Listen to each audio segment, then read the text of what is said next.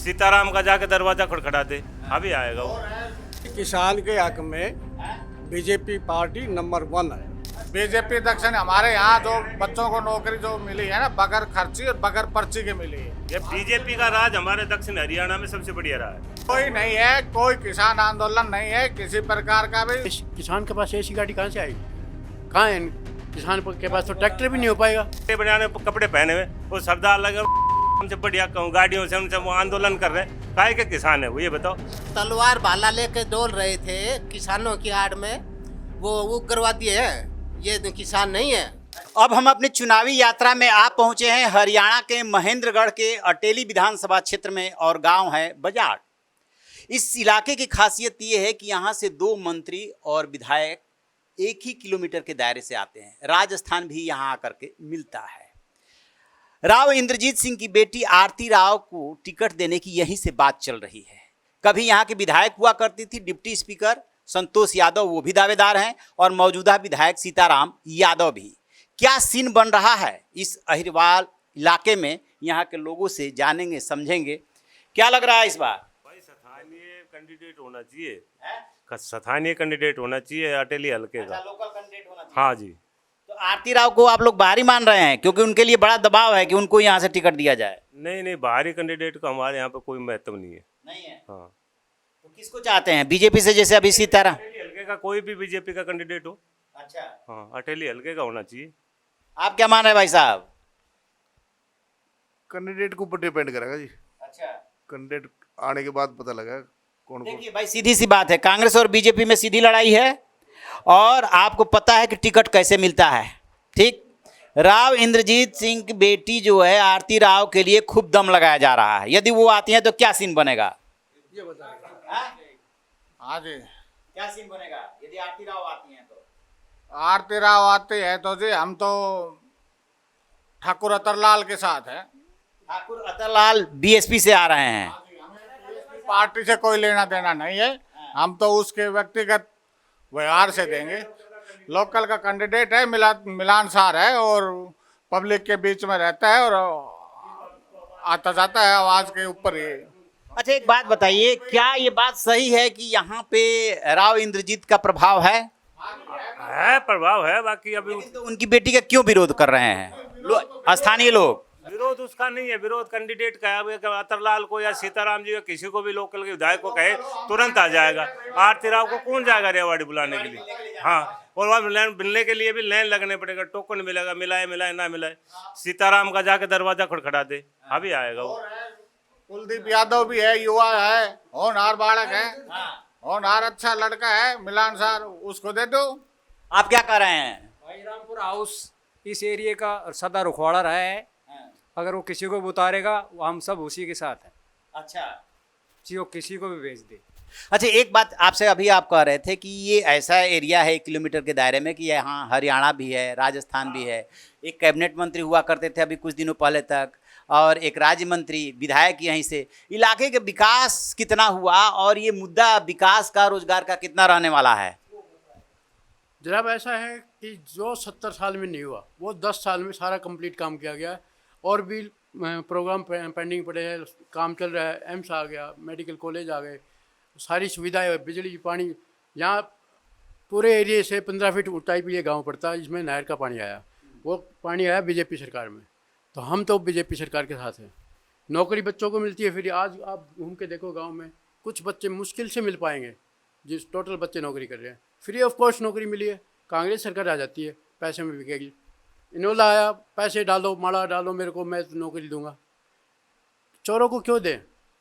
अच्छा, एक बात बताइए कि हरियाणा के अलग अलग हिस्से में अलग अलग तरह की राय उभर के आ रही है। एक बयार जो है बदलाव की बह रही है, तो क्या इस अहिरवाल बेल्ट में भी बदलाव की बयार है, यानी कि बीजेपी सरकार को बदला जाए? नहीं, कोई बदलाव नहीं आ रहा है। ज्यादातर लोग बीजेपी, हाँ अगले बीजेपी ही आने चाहिए, ये सच्चाई है। बीजेपी दक्षिण हमारे यहाँ जो बच्चों को नौकरी जो मिली है ना, बगैर खर्ची और बगैर पर्ची के मिली है, ये भी सच्चाई, और बच्चे भी लगे हैं इसके बाद में। लेकिन बात तो ये है ना कि भाई लोग चाहते हैं कि स्थानीय नेता होना चाहिए, ताकि हमें कभी भी जाए तो हमारे बीच में आता रहे, जाता रहे, हम उनसे मिल सके, कोई समस्या हो तो अवगत कराएं उनसे। अब वहाँ तो मिलने के लिए पार्टी से, बीजेपी से कोई नाराजगी नहीं है। बीजेपी का राज हमारे दक्षिण हरियाणा में सबसे बढ़िया रहा है, इससे बढ़िया राज कोई उसका नहीं था। आप लोगों को हर हाल में जो है एमएलए चाहिए, वो लोकल चाहिए, ताकि आप आधी रात को दरवाजा खटखटा सकें। बस हाँ, बीजेपी से नाराजगी नहीं है। क्यों भाई साहब, आप भी मानते हैं कि बदलाव वाली बात में कितना दम है? बदलाव वाला तो जी कोई विशेष कोई ज्यादा वो नहीं। अच्छा, मैं आप लोग से सीधा सीधा सवाल कर रहा हूँ।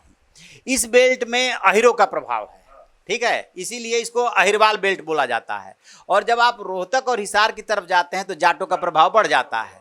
तो क्या वो भी भावना काम करती है कि जाट जहाँ प्रभावी है वो अपनी तरफ खींच रहे हैं और जहाँ अहिर प्रभावी है वो अपनी तरफ खींच रहे हैं?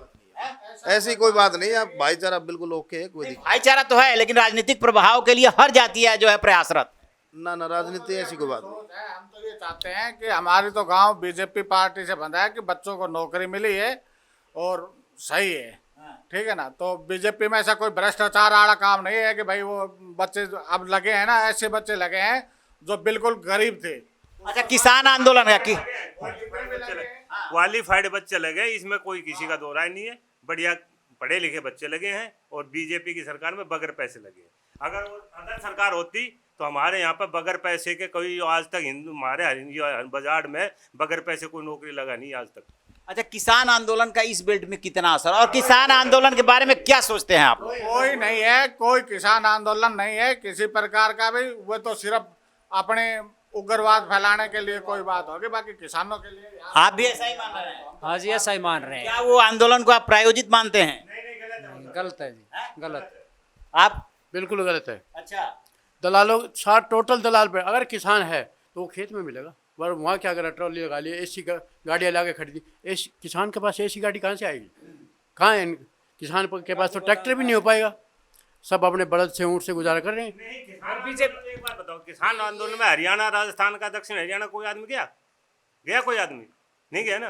वो किसान है, वो हरियाणा पंजाब के कहाँ किसान है भैया? भरपूर खेती मिल रही है, सब कुछ मिल रहा है। ये बताओ, सब सारी कमजोरी हमारे, देखो हम सब फटे बनाने कपड़े पहने हुए, वो सरदार लगे हमसे बढ़िया गाड़ियों से उनसे वो आंदोलन कर रहे हैं, काहे के किसान है वो? ये बताओ।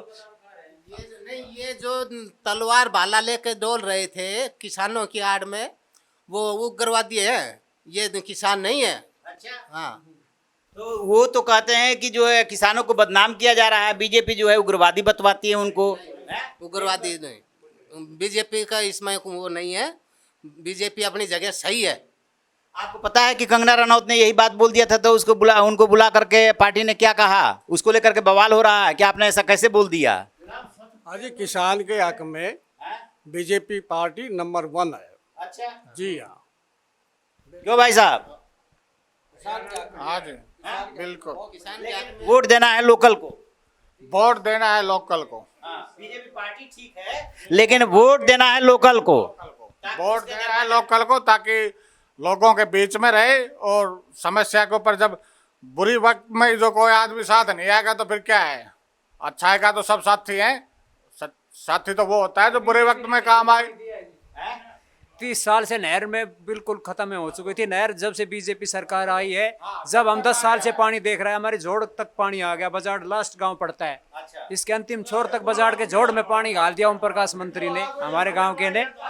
इससे बीजेपी से अच्छा और क्या कर सकते हैं? आप ये कहना चाहते हैं कि बीजेपी के राज में बच्चों को बिना खर्ची बिना पर्ची नौकरी मिली, खेतों तक पानी पहुंचा, है ना, और हर गांव के हर जोड़ में पानी मिला। हमारे गांव के ओम प्रकाश रेडियो ने संघर्ष करके बजाड़ गांव तक भी पानी पहुंचाया। अच्छा, आप आए हैं, क्या मानना है आपको, किसकी सरकार, बदलाव का मूड? बीजेपी। बीजेपी? हाँ जी, बीजेपी आपको क्यों अच्छी लगती है? हमारे एरिया में काम बहुत बढ़िया करे है जी। अच्छा, नौकरी खूब लगी, किसान अनाज खरीदो, बाजरो कोई बुझे भी ना कर तो टाला उड्डा का राज में तो कोई पूरे कोई बाजरा खरीदने नहीं आया करता। 800 भी क्या करते, 2650 भी कहेगी, वहां से भी तेज।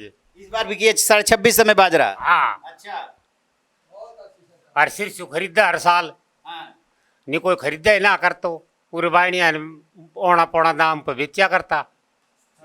अच्छा, किसान आंदोलन के बारे में आपकी क्या राय? क्योंकि किसान आंदोलन को लेकर के कैसी आंदोलन किसान ना थोड़ी सी, वो तो अलगाव अध्यापकों से।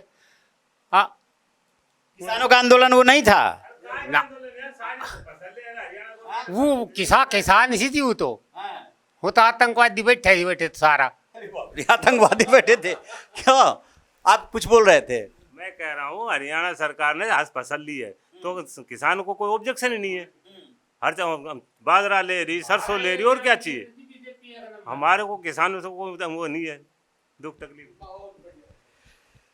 तो देखिए, आप लोगों ने यहाँ के लोगों की राय सुनी है। इन्हें बीजेपी से कोई दिक्कत नहीं है। जहाँ तक सरकार की बात है तो मानना है कि विकास भी हुआ है और रोजगार भी मिला है। किसान आंदोलन के बारे में ये लोग अलग राय रखते हैं, लेकिन जो एमएलए होना चाहिए वो स्थानीय होना चाहिए ताकि आधी रात को भी दरवाजा खटखटा सके।